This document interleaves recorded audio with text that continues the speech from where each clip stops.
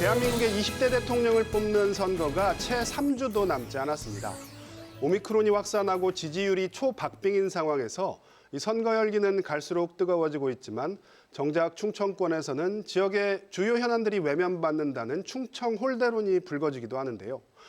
과연 여야의 충청권 공약들은 얼마나 진정성 있는 건지 오늘 생생토론에서 이야기 나눠보도록 하겠습니다. 먼저 토론에 함께하실 분들입니다. 더불어민주당에서 복기왕 상임선대위원장 나오셨습니다. 안녕하세요. 한국외대 유용화 초빙 교수 시간 내주셨고요. 네, 안녕하십니까. 다음은 국민의힘에서 장동혁 대전시 선거대책위원장 나오셨습니다. 안녕하세요. 마지막으로 배재대학교 행정학과 최호택 교수 함께하겠습니다. 안녕하세요. 먼저 준비된 영상부터 보시고 본격적으로 토론 이어가도록 하겠습니다. 제20대 대통령 선거 공식 선거운동 첫날. 더불어민주당 이재명 후보와 국민의힘 윤석열 후보 모두 상하행에 엇갈린 경부선 일정으로 대전을 찾았습니다. 사드가 배치된 지역은 유사시의 첫 번째 타격 목표가 됩니다. 통합의 나라 반드시 만들어서 국민 여러분의 기대를 반드시 채워드릴 것입니다. 대전이 그동안 대한민국의 과학수도 역할을 해왔습니다. 여러분이 소중히 또 자랑스럽게 여겨온 이 과학이 대한민국 국정 운영의 중심이 될 것입니다. 여야 두 후보가 치열한 접전을 벌이는 상황에서 충청권을 배제한 공약들이 잇따라 충청 패싱 논란이 격화되고 있습니다.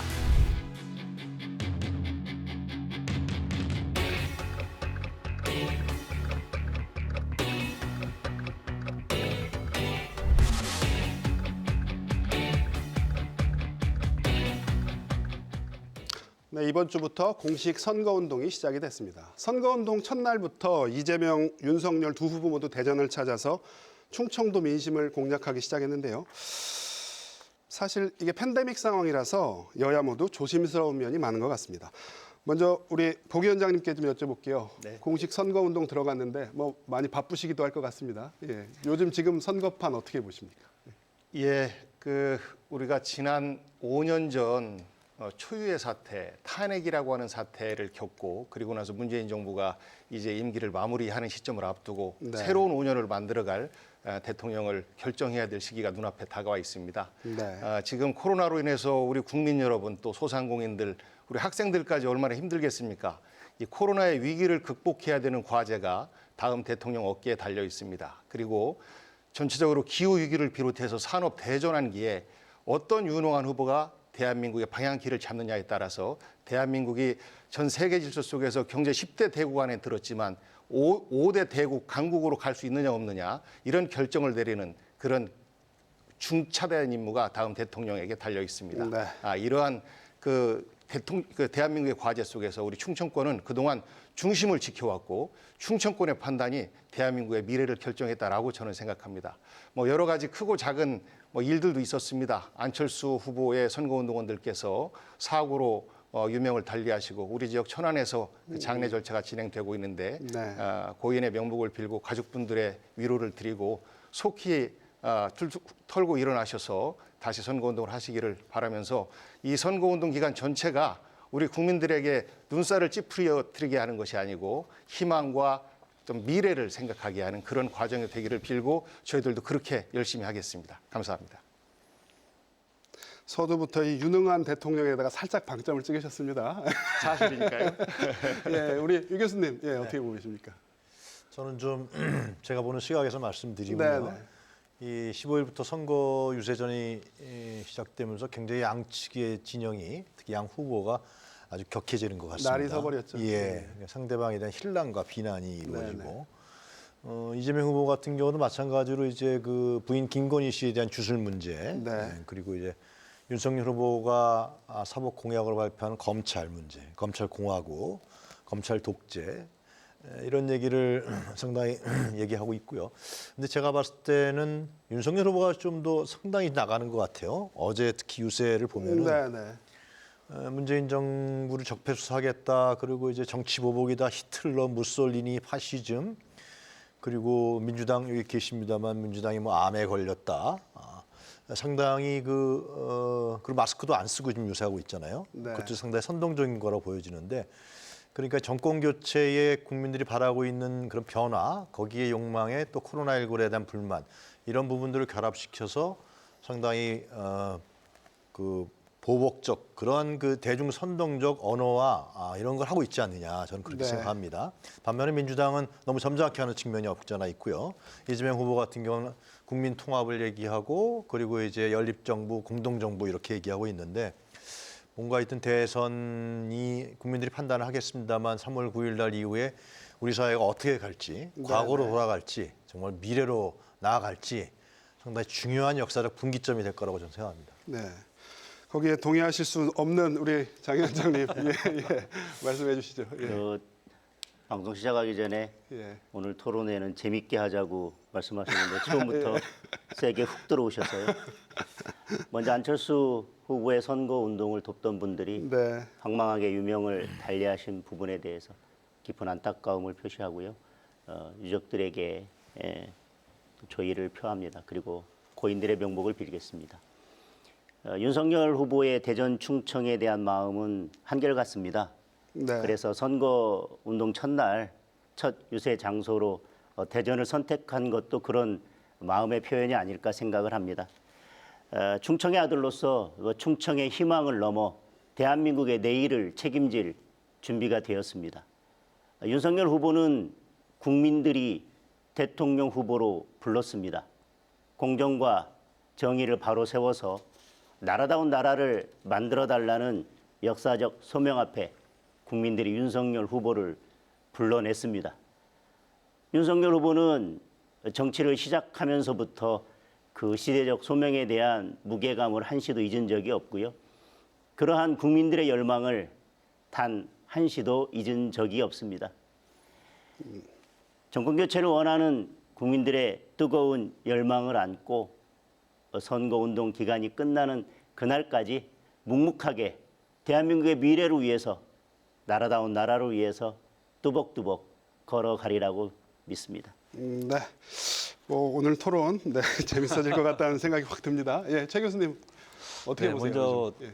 두 분 참 요즘에 고생 많으시다 그런 말씀을 좀 드리겠습니다. 그 말씀을 먼저 드렸어야 되는데. 네, 왜냐하면 지금 뭐 날씨가 많이 춥잖아요. 네, 근데 네. 밖에서 이 선거운동 한다는 게 이게 보통 일이 아니거든요, 사실은. 그렇죠. 그리고 뭐 본인의 명찰 달고 하는 것도 아니고 예. 그렇기 때문에 참 고생 많이 한다는 말씀을 좀 드리겠고요.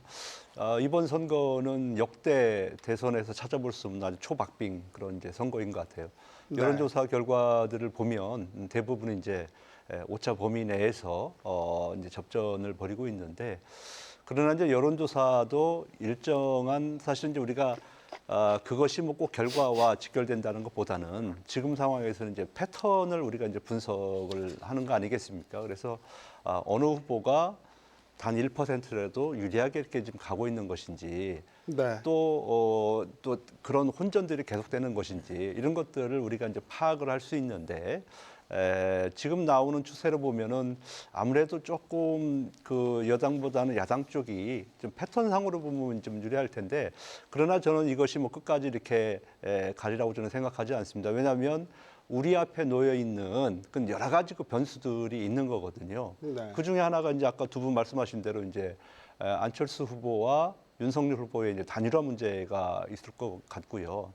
그래서 이제 단일화가 만약에 성사가 된다면 또 거기에 따른 어떤 유권자들의 이제 이동 이런 것들이 있을 수 있고 또 하나는 3월 초에 지금 계획되고 있는 박근혜 전 대통령의 그 달성군 사저인가요? 네, 이전할 때에 이동할 때 혹시라도 이제 나올 수 있는 어떤 메시지 이런 것들은 상당히 또 유권자들의 마음을 또 움직일 수 있는 이제 그런 상황이 있기 때문에 이런 여러 가지 변수가 있고 그리고 또 하나는 오늘 보니까 한 10만 명이 넘었더라고요. 코로나19 확진자가. 그래서 이것도 우리가 이제 사전 투표 있고 본투표가 있는데 과연 투표율에 어떤 영향을 미칠 것인지 이런 네. 변수들을 우리가 지켜보면서 또 어느 후보에게 유리한지 한번 살펴봐야 될 것 같습니다.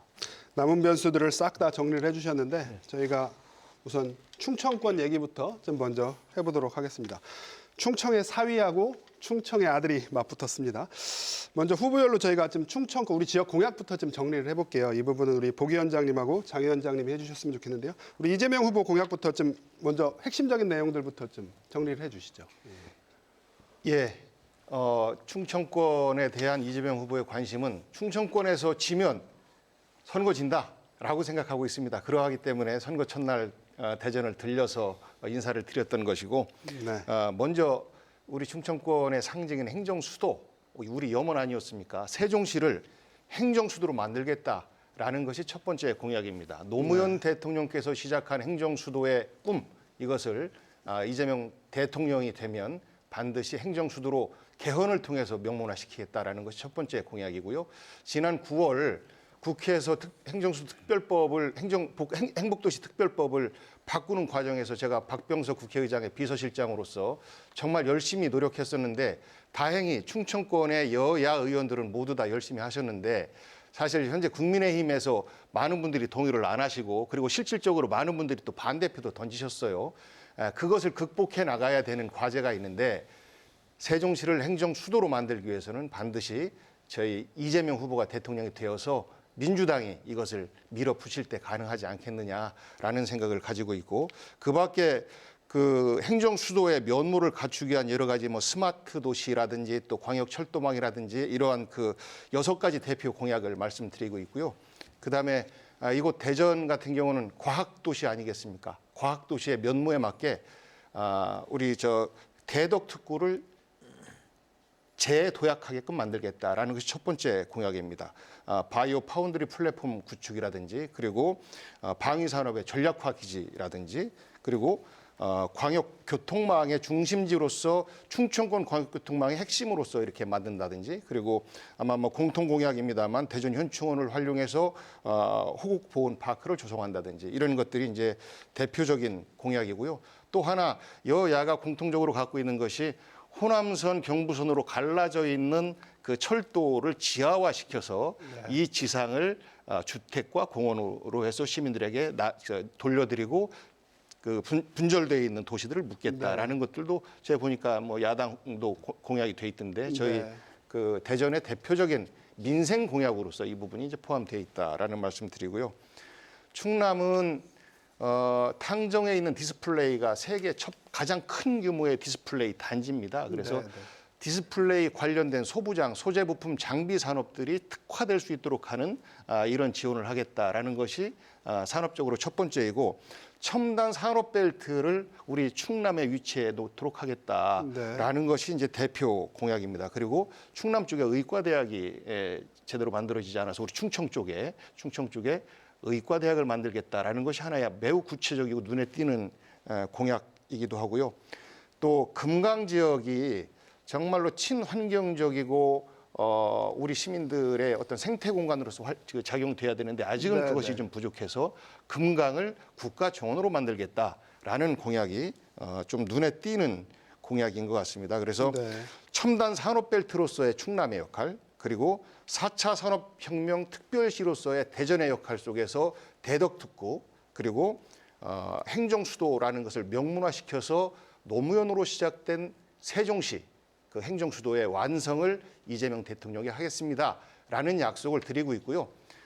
그리고 이재명 후보는 기초단체 장부터 시작한 거 아니겠습니까? 이런 권역별 공약 이외에도 각 226개의 자치단체별 아주 구체화된 대표 공약 두세 가지씩 함께 하고 있는 최초의 대통령 후보 아닌가 싶습니다. 그래서 우리 실질적인 삶과 직결되는 공약들이 우리 이재명 후보의 공약으로 돼 있으니까요. 행정을 알고 민생을 아는 대통령 후보 이재명이 대통령이 되면 이런 공약들이 성남시장 때도 공약 이행률 95%가량 됐고 경기도지사 때도 마찬가지로 그 정도 공약 이행률을 보였고 해서 이것이 정말 허언이 아니라 지켜지는 약속이 될 것이다라는 말씀 드리겠습니다. 자, 우리 장 위원장님도 그럼 예, 국민의힘 윤석열 후보 공약, 충청권 공약을 한번 쭉 정리를 좀 해주시죠. 네. 먼저 말씀드릴 것은 충청 지역의 공약은 크게 한 가지입니다. 잘 사는 충청을 만드는 겁니다. 네. 그런 측면에서 각 당의 선대위에서 중앙선대위에 공약을 제안하고 그 공약들이 상당 부분 수용됐기 때문에 양 당의 양 후보의 공약이 이제 크게 차이가 날 수는 없습니다. 네. 세종을 진정한 행정 수도로 만들겠다고 하는 공약, 그 부분도 사실상 겹치는 부분이라고 그렇죠. 생각이 되어집니다. 그리고 윤석열 후보도 역시 대전을 4차 산업 특별시로 만들겠다고 약속을 하면서 대덕에 대전의 제2 대덕 연구단지 조성을 하겠다고 했습니다. 그리고 방사청을 이전해서 대전 충청 지역에 방위산업 클러스터를 구축할 수 있는 네. 기반을 만들겠다는 공약도 있습니다. 그리고 기업금융 중심의 지역은행을 설립해서 충청 지역에 있는 기업들에게 과학기술과 또 금융이라는 양 날개를 달아줌으로써 기업이 이 지역에서 제대로 성장할 수 있는 기반을 만들겠다는 공약도 포함되어 있습니다. 네. 또 하나는 중원 신산업 벨트를 재구축하겠다는 것인데요. 충청 지역에 있는 과학 기술과 다른 산업 기반을 바탕으로 해서 새로운 산업 벨트를 구성하겠다는 것입니다. 그리고 그러한 산업 벨트를 구성하고 충청 지역을 광역권으로 성장할 수 있도록 할 수 있는 여러 교통망이나 철도망을 확충하겠다고 하는 공약도 포함되어 있습니다. 네. 그 외에 각 충청, 충남, 세종, 대전 지역별로 여러 세부적인 공약들도 있습니다만은 네네. 이재명 후보의 공약들과 겹치는 부분들도 많이 있기 때문에 네네. 그러한 부분을 생략하도록 하겠습니다. 네. 자, 우리 두 분 교수님 여야 주자들의 공약을 장시간에 걸쳐서 들으셨습니다. 예. 다른 것도 있고 차별화되는 포인트도 있고 사실 비슷한 것도 굉장히 많습니다. 예. 최 교수님부터 예. 저는 이제 사자성어로 네. 두 가지 사자성어로 좀 설명을 하면 하나는 이제 대등소이다. 예. 딱 보면은 뭐 똑같습니다, 사실은. 네, 네. 그러나 이제 자세하게 보면은 조금 이제 차이들이 있다는 것인데요. 네, 네. 그것은 이제 아무래도 후보들이 고민해서 내놓은 공약이 아니고 지역에서 생산된 것을 받다 보니까 네. 눈에 들어오는 거 이제 채택해서 그걸 공약화하다 보니까 이제 그런 현상들이 나타나는 것이 아닌가 하는 생각을 해봐요. 옛날 같으면은 노무현 대통령 같은 경우는 행정 수도를 가지고 충청에 큰 선물을 주지 않았습니까? 네. 또 이명박 전 대통령 같은 경우도 사실은 이제 과학 벨트나 이런 걸 가지고 줬는데 지금 아까 따져 보셨지만은 어느 하나 사실은 우리가 귀에 익숙하지 않은 게 없어요. 대부분 그동안 지역에서 논의됐던 것들이 정리가 되어서 이것이 이제 공약화한 이제 그런 사항들이기 때문에 저는 대등소이하다. 그리고 또 하나는 재탕, 삼탕 이런 얘기를 좀 하고 싶어요. 그래서 네. 이번 선거가 정말로 이 대선이라고 하는 것은 국가의 미래를 결정하는 거거든요. 근데 이제 이 공약이나 이런 것들을 보면 미래보다는 너무 현실의 표에 갈구하는 그런 공약들로 이루어진 것이 아닌가. 그게 좀 상당히 지역민의 한 사람으로서 좀 안타깝다 하는 말씀을 좀 드리겠고. 네. 다만 이제 그 이재명 후보의 뭐 행정 수도에 대한 확실한 비전이나 또 개헌과 연관된 내용들은 이제 이번에 정말로 종지부를 찍어야 되겠다고 하는 그런 어떤 태도랄까요? 이런 것들은 네. 상당히 저는 긍정적으로 평가를 하는 거고 윤석열 후보 같은 경우에는 이제 그런 반면 그것도 뭐 포함되겠습니다만은 아무래도 지역의 경제에 어떤 효과를 줄 것인가라고 하는 거. 네. 예를 들면 뭐 대전, 세종 뭐 중간에 뭐 경제 특구를 뭐 한다든지 네, 이런 네. 것들은 지역민들이 지금 제일 갈구하는 것이 사실 지역 경제 활성화거든요. 네. 그런 측면에서는 조금 관심을 받지 않을까 하는 생각을 해봅니다. 예. 이재명 후보는 행정도시, 윤석열 후보는 경제에 좀 방점이 찍힌 것 같다. 예. 유 교수님 어떻게 보셨습니까? 제가 봤을 때 제일 중요한 공약은 네.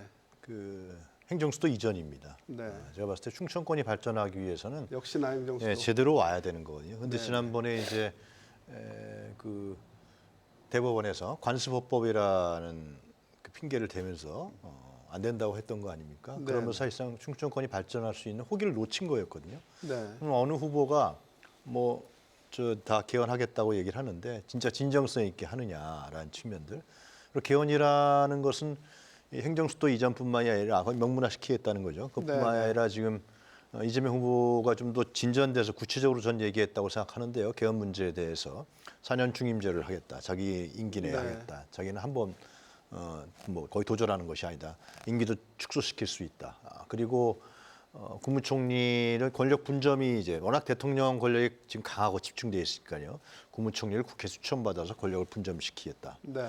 뭐 이런 부분들, 그 지방분권을 이제 결국 행정수도 이전도 지방분권이거든요. 지방분권을 헌법에 명문화시켜야 됩니다. 그래서 그래야만 국토종합 균형 발전이 이루어지는 거거든요. 이런 문제를 봤을 때 좀 더 저는 윤석열 후보는 아직 개헌에 대한 구체적 내용을 제가 보기엔 얘기 안 한 것 같고요. 행정수도만 얘기한 것 같아서 그 점에 대해서는 이재명 후보가 좀 더 진전되고 구체적으로 나가 있다라는 생각이 듭니다. 네. 하여튼 그러나 가장 중요한 충청권에서 가장 중요한 그것은 이제 행정수도가 이전하게 되면 이거는 충청도뿐만 아니라 전 국토가 균형 발전을 할 수 있는 중요한 토대가 되기 때문에 누가 진정성 있게 하느냐, 누가 진짜 의도를 갖고 있느냐 이런 부분들은 이제 유권자들이 판단할 수밖에 없는 거 아니냐라는 생각이 듭니다. 그에 따른 연관 산업 같은 경우는 결국 이제 충청권에 맞는 적절한 적합한 연관 산업을 어떻게 배치하느냐 그 판단이라고 저는 생각합니다. 네. 윤석열 후보가 개헌에 대한 입장은 저도 기억이 좀 명확하게 나진 않은데 뭐 대통령 세종집무실 같은 건 오히려 윤석열 후보 쪽이 더 목소리를 높이고 있는 상황입니다. 예. 개헌 쪽 혹시 뭐 개헌에 대한 내용은 없습니다만 저는 행정수도 논의에 있어서 더 중요하게 다뤄져야 될 부분은 진정한 행정수도의 면모를 갖춰야 된다는 것입니다. 교육, 금융, 뭐 문화 여러 가지 면에 있어서 그 나라를 대표할 수 있는 면모를 갖춰야지. 그렇기 때문에 이제 헌법재판소에서 관습헌법이라는 표현을 쓴 것인데요. 과연 집무실만 이전하고 또는 뭐 세종의사당이 온다고 해서 과연 세종시가 행정수도다운 면모를 갖출 수 있느냐라고 하는 측면에서 저는 의문이 있고 그래서 경제나 교통, 교육, 사회, 문화 다른 인프라를 함께 갖추어 갈 것을 고민해야 되고 또 하나는 그 모든 것들이 세종에 집중되는 것이 아니라 옆에 있는 대전이나 충남, 충북에서 어떻게 역할을 분담해서 상생 발전할 수 있는지를 함께 논의하는 것이 행정수도 논의에서는 훨씬 더 중요한 포인트라고 생각을 합니다. 그 부분에 대해서 제가 좀 보충 설명을 드려도 되겠습니까? 이건 뭐 대립적인 문제가 아니고 우리 지역에 있는 정치인들은 아마 같은 소망을 가지고 있을 텐데 제가 이 노무현 대통령 시절에 행정수도 이전 추진이 자문위원을 했었습니다. 그러다가 이제 그때 당시에 제가 국회의원이 됐었는데 그 당시에 이것이 이제 위헌이다라는 판결을 나오는 걸 보고 정말 주저앉았어요. 세상에 이럴 수가 있는가. 600년 전 경국대전의 논리를 들어서 이것을 위헌이다라고 하는 그 결정에 대해서 정말 절망했었는데 그 이후에 지난한 투쟁의 과정, 우리 충청권을 중심으로 한 지난한 투쟁의 과정을 통해서 이것을 행복도시라고 하는 타협점을 만들어냈고 그리고 저는 결정적으로 지난 9월 국회에서 국회 이전이 포함될 수 있는 국회에 세종에 국회 분원을 둘 수 있다라는 간단한 내용 하나가 들어가는데도 정말로 너무너무 힘들었어요. 박병석 국회의장님께서 여당의 이러저러한 요구도 물리치면서 야당과 함께 이거는 반드시 좀 넣게 해주세요라고 하면서 야당의 의견들을 많이 들어줬습니다. 그러면서 사실 여당으로부터 여러 가지 불만스러운 목소리도 들었었는데 그런 과정을 통해서 그 한 줄이 간신히 들어갔어요. 그러면서 지금 이제 그 용역이 시작되고 있는데 앞으로 7, 8년 후면 국회 세종 분원이지만 저는 이것이 기본계획, 실시계획 과정 속에서 국회 전체 이전으로 결정될 수밖에 없다. 효율성 때문에. 그러면 지금 우리가 뭐 카과장, 뭐 길국장 그러는데 국회에 회의하러 또 보고하러 가기 위해서 세종에 있는 중앙부처 공무원들이 길바닥에 시간을 버릴 수 있는 이런 시간들이 단축되면 행정의 효율성은 훨씬 더 극대화되는 것이죠. 그러면 우리가 행정 수도를 명기하자라고 하는 것은요. 대법원도 내려와야 되는 겁니다. 국회가 내려오면 대법원도 내려오는 것이고 당연히 청와대 제2집무실이 아니라 청와대도 대통령 집무실도 세종시로 오게 되면 국회 하나가 이전함으로 인해서 세종시로 확산될 경제적 효과는 아마 아직 저희가 이거 추산을 안 해봤습니다만 어마어마할 겁니다. 국회에 상주하는 그 근무 인원만 해서 5,000명이고 여기 왔다 갔다 하는 인원이 약 2만 명 가량이 돼요. 그리고 또 국회와 관련된 활동을 하는 수많은 단체들까지 하면 아마 여의도의 한 절반가량이 국회 기능을 갖고 있는 거 아니겠습니까? 그런 것처럼 행정 수도다운 그 세종시가 될 터인데 행정 수도로 명시하자라는 것은 그저 글자 하나 들어가는 것이 아니고 정말 지금의 그 35만, 36만 정도의 세종시가 100만 도시로서의 수도의 면모를 갖추는 그러한 출발점이기 때문에 이것을 대전으로 나누느냐, 충남이 또 얼마나 다 가져가느냐 이런 문제가 아니고 유 교수님 말씀하신 것처럼 국가 균형 발전의 철학과 가치가 실현되는 것, 그것을 실현시키는 것으로 출발해서 대한민국이 이제 지방도 골고루 잘 살 수 있는 이런 출발점의 상징이 바로 행정수도이기 때문에 저는 이 부분에 대해서는 저는 적어도 다른 국민의힘 의원들은 반대하실 가능성이 매우 높으나 우리 충청권 국민의힘 의원들께서는 힘을 좀 모아주셨으면 하는 그런 바람을 갖습니다. 유 교수님, 지금 보 위원장님 하신 말씀이 실현이 되려면 개헌을 해야 되는데 그렇습니다. 개헌이 30년 이상 안 된 건 그만큼 사실 어렵기 때문이잖아요. 그런데 지금 이렇게 여야가 첨예하게 대립하는 상황에서 과연 개헌이 될까? 예, 어떻게 보십니까? 3월 9일 날 이제 선거 결과를 좀 봐야겠죠. 예, 예. 근데 이제 지금 진행자께서 말씀하셨듯이 87년에 우리가 네, 네. 개헌을 했는데 그때 이제 87년 민주화 투쟁, 6월 항쟁을 통해서 이제 얻어낸 성과인데 그것이 그 당시 이제 민정당 신군부가 세웠던 민정당과 통일민주당에서 DJYS 쪽 해갖고 했는데 그냥 대선 선거 일자를 정하는데 급했어요. 네, 실제로요. 네. 그리고 직선제 개헌 하나만 넣은 거죠, 실제로요. 네, 네. 그래서 또 누가 될 것이냐 그것만 관심이 많았단 말이죠. 네, 그러니까 그 당시에 진짜 87년에 국민의 항쟁을 통해서 만들어 놓은 그 국면을 그 당시 정치 세력이 좀 더 신중하고 심도 있게 해서 국민의 기본권이라든가 인권이라든가 또 광주 민주화 항쟁 정신이라든가 이런 부분들을 헌법에 담았다면은 지금 개헌 안 했을 텐데 네, 네. 그냥 5년 단임제만 한 거예요. 그냥 독재하지 말아라. 예, 예, 예. 그러니까 이번에는 그래서 국회에서 18대 때부터 제가 알기로는 개헌 얘기가 수순이 나왔지만 지금 진행자께서 지적하신 대로 그 각 정당의 유불리에 따라서 그걸 계속 미뤄왔단 말이죠. 정권의 유불리에 따라서. 근데 이번이 어떻게 보면 개헌론 얘기가 나왔기 때문에 상당히 혹이다. 그리고 개헌이 돼야 말씀하신 대로 행정수도 이전도 그게 된단 말이죠. 네. 그거 안 되면 행정수도 이전할 수가 없어요. 네. 대법원 판례가 있기 때문에. 그래서 이 전체적으로 해서 행정수도 이전 포함해서 권력구조 문제라든가 이 35년 동안 이 정체되어 있는 헌법 이런 부분들이 새로운 흐름과 방향에 맞게 이렇게 네. 개헌이 됐으면 좋겠다 저는 생각합니다. 이재명 후보가 그 난제를 풀 적임자라는 말씀이셨고요. 우리 보 위원장님 말씀은. 네. 자, 뭐 저희가 지금 뭐 개헌 얘기하는 토론은 아닙니다. 예. 그 여야 후보들 그런데 충청 패싱 논란 불거지는 이유를 좀 살펴보면요. 자, 충남도가 공들인 육사를 안동에다 진다고 하고 대전시가 공들인 우주청을 경남 사천으로 간다고 한다. 이 부분 서로 이 부분 장 위원장님부터 공격과 수비를 한번 같이 해보시죠. 뭐 그 말씀하신 것 중에 앞에 네네. 거 살짝만 짚고 넘어가면 네네. 행정수도에 대한 개헌을 이야기하면 두 후보의 의지가 똑같기 때문에 네. 그것만을 가지고 개헌을 논한다면 쉽게 합의가 될 수도 있겠지만 말씀하신 것처럼 다른 여러 가지 권력구조나 통치구조에 대한 모든 것들을 포함시키고 선거제도나 이런 것까지 포함시킨다면 네. 쉽지 않을 수도 있다. 네. 충청 패싱에 관한 문제를 보면 결국은 국가 균형 발전이나 다른 여러 가지 차원에서 후보의 공약을 놓고 본다면 각 후보의 공약 그게 어떤 것이든 네네. 어느 후보의 공약이든 모두 만족스러운 지역은 저는 없을 거라고 생각을 그렇죠. 합니다. 예.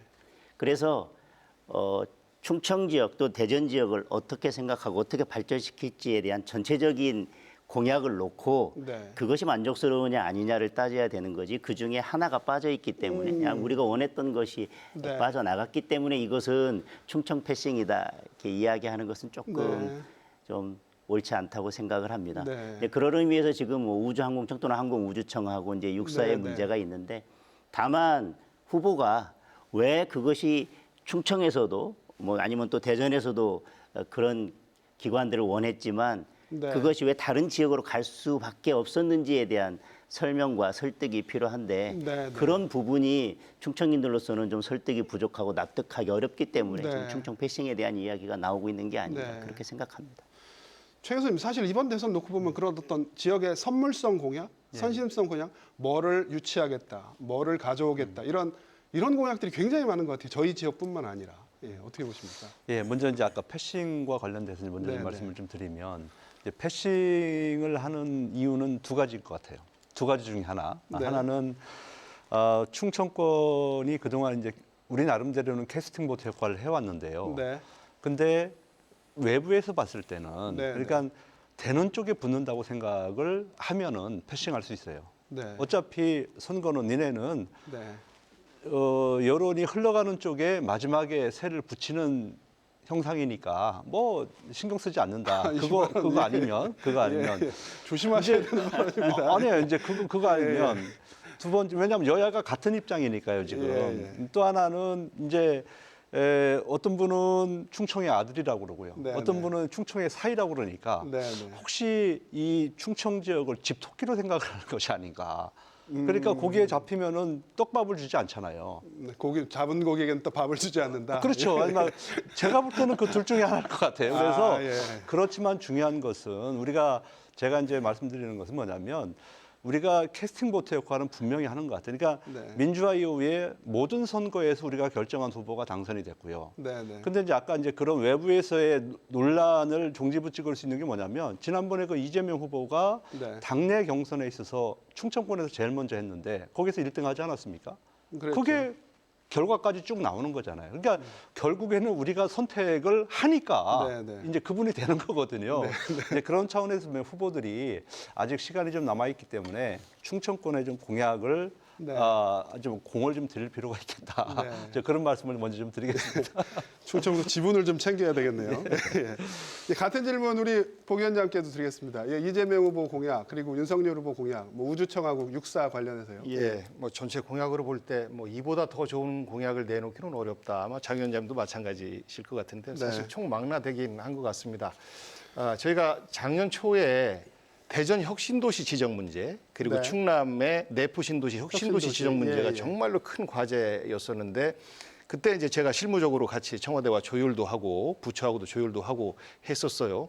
그 대전이 포함되느냐 안 되느냐가 사실 가장 맨 마지막까지 그렇죠. 고민거리였었는데 허태정 시장께서 거의 뭐 국회 와서 살다시피 하시면서 예. 우리 박병석 의장님께서도 지역구가 이쪽이다 보니까 은근히 부처하고 청와대에 압력도 넣으시고 해서 결국은 성사시켰는데 혁신도시 지정의 핵심이 그냥 지정이 아니라 현재 한 200여 개 남아있는 수도권에 남아있는 네, 네. 관계 기관들을 이전시키는 거지 않습니까? 그렇죠.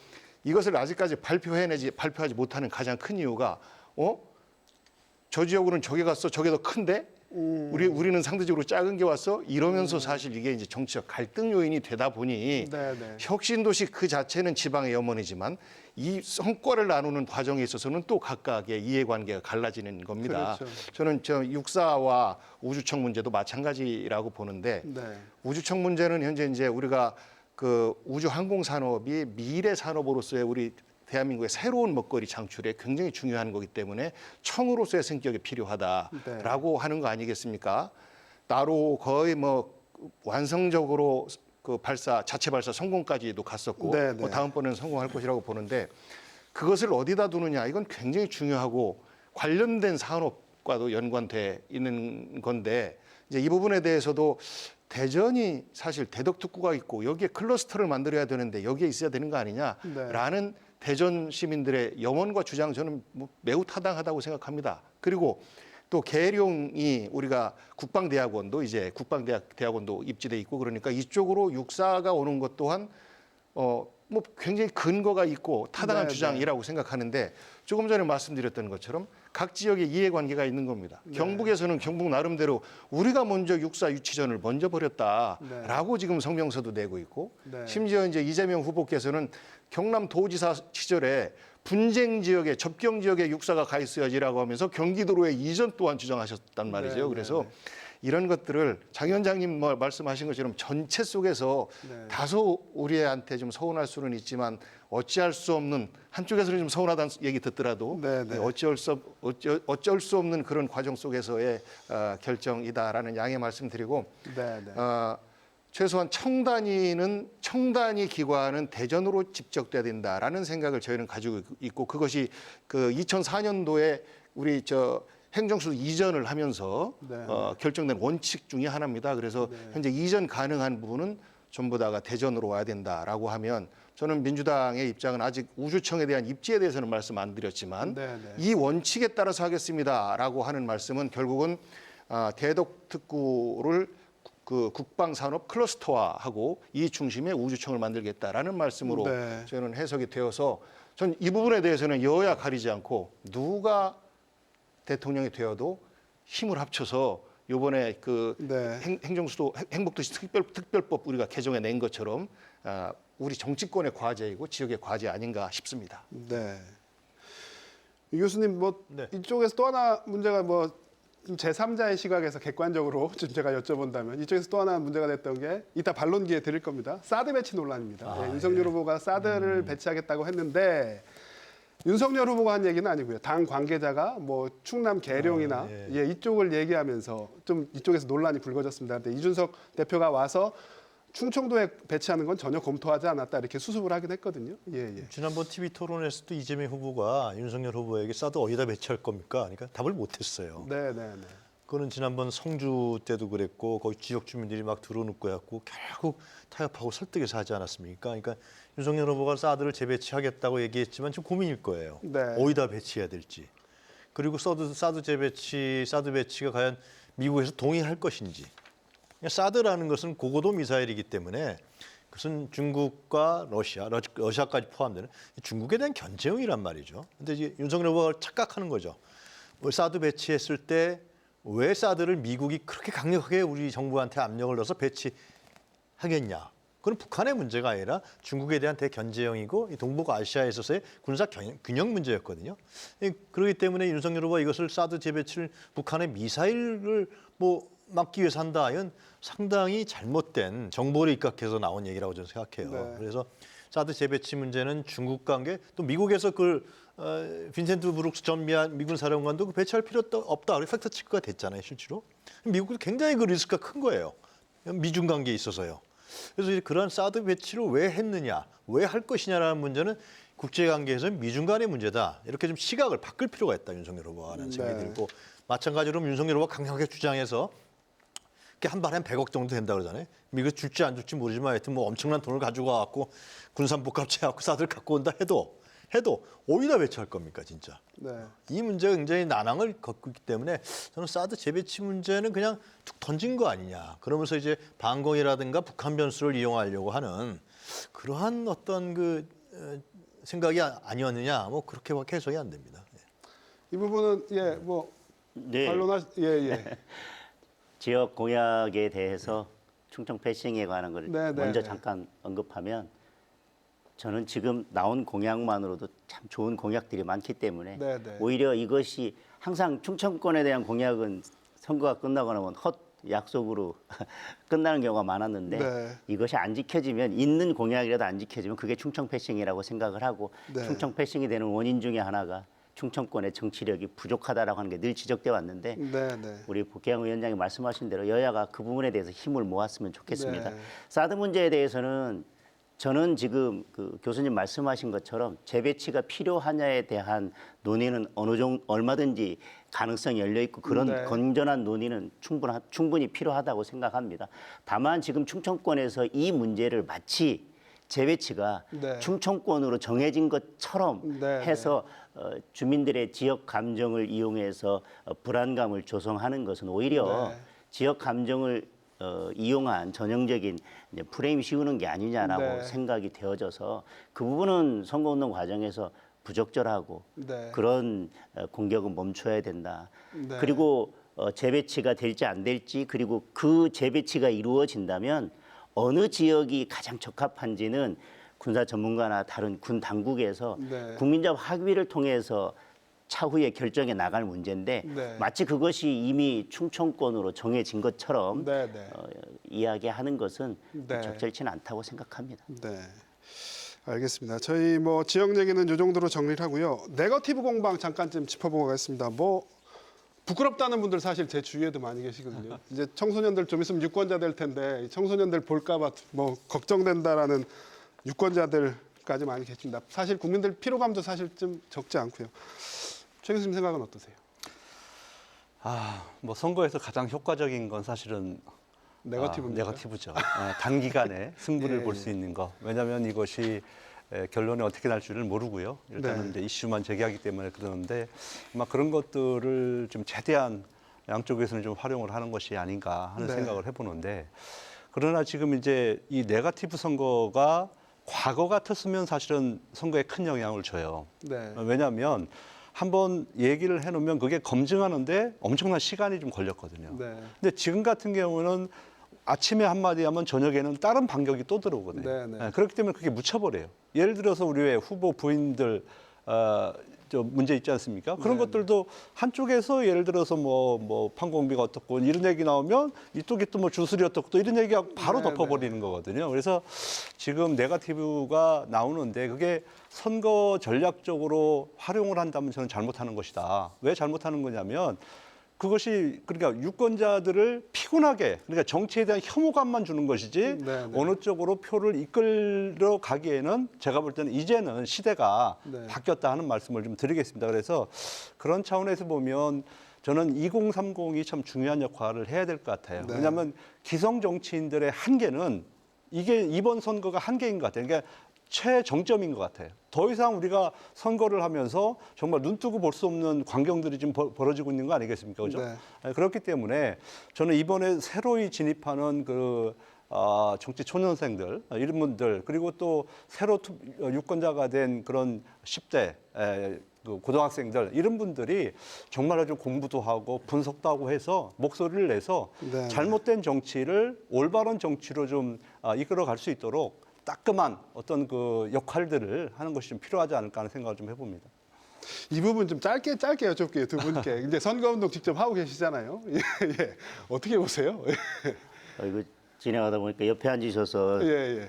저 좀 도와주실 줄 알았더니 오늘 모두과기로 일관하고 계시가지고 말씀하신 네거티브라고 하는 건 선거에서 요즘은 아예 이제 부정적인 의미로 바뀐 것 같습니다. 근거 없는 의혹 뭐 이런 그런 걸로 이제 이미지가 고착화된 것 같은데 말씀하신 거에 덧붙이자면 이제는 어떤 근거 없는 의혹을 던져도 그것을 SNS나 여러 가지를 통해서 금방 사실 확인이 가능하기 때문에 근거 없는 의혹이나 네거티브로는 선거에 이기기 힘들다. 그리고 지금 국민들은 너무 힘듭니다.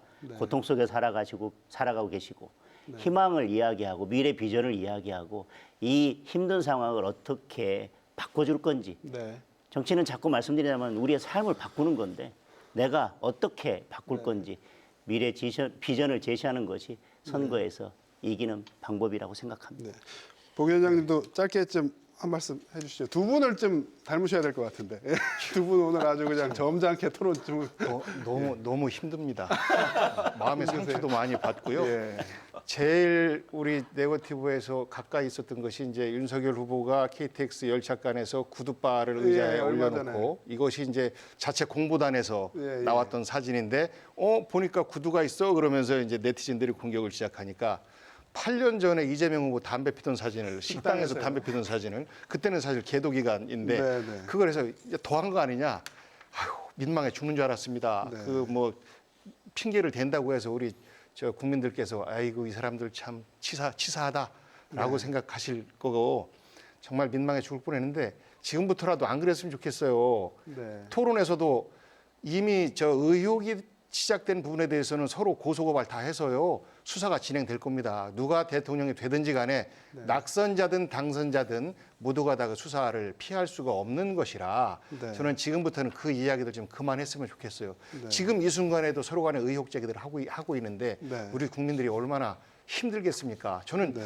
뭐 지금 저 주제는 아닌데 사드 관련해서 조금만 말씀드려도 될까요? 저 정말 짧게 해주셔야 됩니다. 시간 저 없습니다. 예. 10대 공약 안에 사드 추가 배치가 들어가 있던데요. 윤석열 후보 사드 하면 안 됩니다. 지난번에 우리 중국과의 경제 문제 났을 때 22조 손해보고 얼마나 힘들었습니까? 그리고 그 지역이 충청권이다라고 하는 것은 국민의힘의 유력한 관계자께서 말씀을 하셨기 때문에 저희들이 걱정을 하는 건데요. 지역을 위해서도 안 될 뿐만 아니라 대한민국을 위해서도 안 됩니다. 네. 저는 이 공약은 제발 좀 철회해 주십사 하는 간청을 드립니다. 네, 알겠습니다. 우리 유 교수님, 이 부분 잠깐만 짧게 짚어보고 갈게요. 박근혜 대통령 귀향을 곧 하는데 메시지를 내놓을까요? 내놓는다면 누구한테 유리할 거라고 보십니까? 그래서 저도 상당히 궁금했는데 오늘 대전역에서 내려서 네, 이 방송까지 오는데 프랜카드가 하나 크게 걸려 있대요. 네, 네. 기호 11번 조원진에서 박근혜 대통령 사진이 있더라고요. 네, 네. 그래서 아마 이게 속칭 태극기 부대라 하는 분들이 네, 네. 이제 그쪽 표를 가지 않겠냐 생각도 들고 네, 네. 그래서 박근혜 전 대통령도 결국은 그러한 정치 성향들을 내보이지 않을까 합니다. 네. 그리고 박근혜 전 대통령이 지금 하여튼 문재인 정부에서 하여튼 사면을 통해서 나왔는데 지금 이 대선이 어려운 형국에 자기 네, 메시지를 낼 것이냐 저는 내지 않을 거라고 보여집니다. 내지 않을 것 같다. 네, 알겠습니다. 저희 이제 마무리 발언 들을 시간이 벌써 다 됐습니다. 시간이 없어서요. 한 30초씩밖에 못 드릴 것 같은데요. 최 교수님부터 마지막 조언, 그리고 우리 두 분 위원장님은 뭐 여야 충청권 민심 흔들 말씀 한마디 해주시죠. 예, 최 교수님. 예. 네, 우리 충청민들은 예의를 상당히 중요하게 생각을 하는 것 같아요. 근데 이제 후보들이 정말 필요한 단어를 마구 갖다 쓰면서 우리 지역민들을 좀 힘들게 하고 있고, 또 충청 패싱을 하는 걸 보면서 네. 이분들이 그래도 이 충청을 만만하게 보나 뭐 이런 생각을 해보고 그러는데 이제 한 2주 정도 남았으니까요. 각 후보 진영에서는 정말 지역에 맞는 공약 더 필요하다면 발굴해서 해줄 것을 부탁을 좀 드리겠고, 또 하나는 정말 젊은 유권자들이 정치를 바꿔야 됩니다. 그래서 네. 꼼꼼히 정책 따져보고 좀 정말 이번 투표 잘했으면 하는 바람을 가지고 있습니다. 알겠습니다. 네, 장 위원장님. 많은 국민들이 정권 교체를 원하고 있습니다. 충청 민심도 다르지 않을 거라고 생각합니다. 윤석열 후보는 힘주어서 말했습니다. 제가 충청의 아들입니다. 어떠한 경우에라도 제가 충청의 아들이라는 사실은 변함이 없습니다. 그 말대로 충청의 아들 윤석열은 충청을 향한 약속을 반드시 지킬 것입니다. 그리고 국민들이 윤석열을 대통령 후보로 불렀습니다. 우리가 부른 대통령 후보를 끝까지 지켜주십시오. 네. 우리가 윤석열을 지키면 윤석열이 대한민국을 지킬 것입니다. 네, 우리 유 교수님 말씀부터 드릴까요? 예. 그래서 저는 네거티브에 대해서 잠깐 말씀드리고 싶은데요. 네, 네. 이게 근거가 있어야 되는 겁니다. 네. 검증이 된 차원이거든요. 근거 없이 하게 되면 진짜 네거티브인 거죠. 근데 최근에 하여튼 양 후보가 다 이제 비판도 하고 그러지만은 제가 오늘 상당히 좀 비판적으로만 저 혼자만 얘기하는 것 같은데 아니 그 대장동 문제를 어제 다시 꺼내면서 3억 5천을 갖고 8,500을 얻었다 그러는데 완전히 잘못된 사실이죠. 3억 5천은 자본금이거든요. 네. 그 외에 그다음 PF라든가 이런 걸 통해 갖고 그 화천대유라든가 성남의뜰에서 그 투자를 받았단 말이에요. 저희가 시간이 없습니다. 예, 좀 줄여주시면. 그러한 식의 네거티브는 곤란하다. 네. 선거를 혼란시키기 때문에 네거티브를 하더라도 근거 있게 네. 비판하고 해서 유권자들한테 다가가야 된다고 생각합니다. 알겠습니다. 예, 보 위원장님. 예, 누가 유능하냐 이재명을 이야기합니다. 누가 검증됐느냐 이재명을 이야기합니다. 누가 준비됐느냐 이재명을 이야기합니다. 누가 전환 시대의 대한민국의 앞길을 경제적으로 제대로 돌파시킬 수 있느냐 이재명을 이야기합니다. 예, 이재명은 준비됐습니다. 그리고 가난한 삶을 통해서 서민의 아픔이 무엇인지도 알고 있습니다. 우리 충청권에서 중심을 제대로 잡아주셔서 이재명을 다음 대통령으로 뽑아주시면 대한민국의 앞길이 저는 열릴 것이다 라고 감히 우리 지역민들에게 추천드립니다. 열심히 하겠습니다. 네, 비호감 선거가 될 줄은 알았지만 이 정도일 줄은 몰랐다. 이런 말씀하시는 분들 많이 계신데요. 현명한 유권자가 현명한 대통령을 만든다는 사실, 이 사실은 영원히 변치 않을 것 같습니다. 오늘 생생토론 여기서 마칩니다. 토론 준비해 주신 네 분 고생 많으셨습니다. 예, 시청해 주신 여러분 고맙습니다.